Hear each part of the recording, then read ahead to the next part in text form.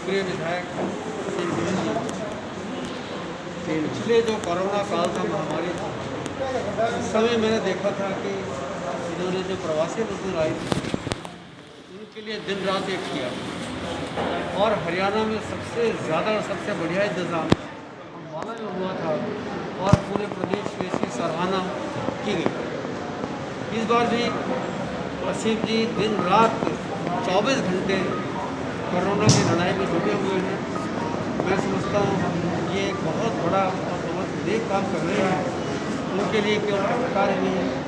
पूरे अम्बाला के लोग और हरियाणा के लोग उन्हें बधाई देनी चाहिए, उन्हें शाबाशी देनी चाहिए। असीम गोयल जी का शुरू से ही रुझान रहा है कि भाई समाज की सेवा जो है वो होनी चाहिए, वो चाहे वो खुद करें या मेरा हमारे एक संस्था उसके थ्रू करें या सामाजिक और संस्थाएं उनका सहयोग। हर जगह मैंने देखा है वो आगे खड़े होकर पहली कतार में आकर फ्रंट फुट पर आकर इस तरह की लड़ाई में लड़ते हैं,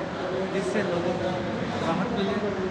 मैं हमेशा ये चाहता रहा हूँ और मेरी हमेशा ईश्वर से कामना रही है कि हमारे विधायक,